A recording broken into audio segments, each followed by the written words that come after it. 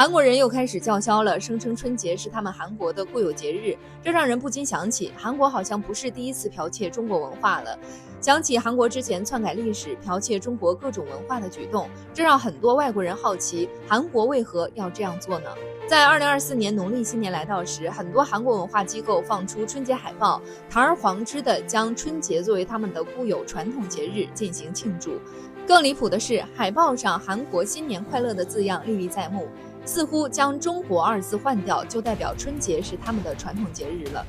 而除了字样以外的地方，都是一些极具中国元素的装饰，更有的海报上还有着龙的图案，象征着龙年。可如果询问这些韩国人龙是什么的时候，他们又会显得语塞。很显然，他们无法对此解释，只能保持沉默。可尽管如此，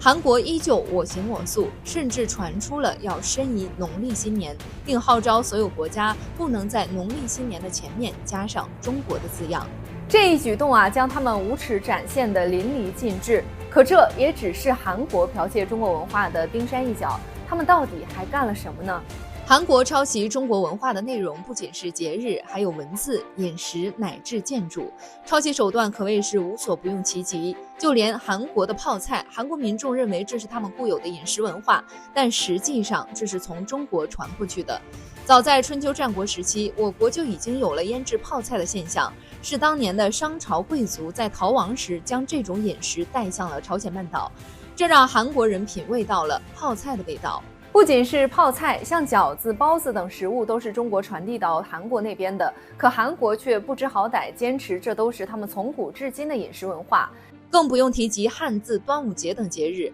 韩国恨不得将这些东西刻在他们的骨子里，从而证明这是他们的文化。就连仁川塔的建筑风格都与广州塔如出一辙。而他们为了让国人相信，韩国还出版了一本名为《大朝鲜帝国史》的书籍，将韩国描绘为一个有着8000多年历史的文明大国，直接让人瞠目结舌。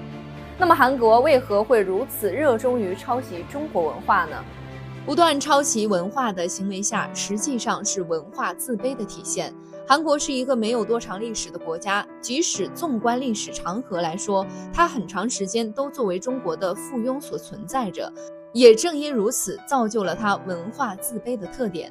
在朝鲜战争结束之后，受到美国扶持的南韩政府为将韩国打造为一个正统国家，开始了去中国化的行动。虽然他们没有历史，但他们可以创造历史。在韩国政府的言辞下，汉字是他们发明的，汉服同样也出自他们之手，中医也源自他们，甚至连孙悟空这样的神话角色也是他们的。不仅如此，他们还嚣张地将这些东西拿起申遗，用这种方式来增强民族自豪感。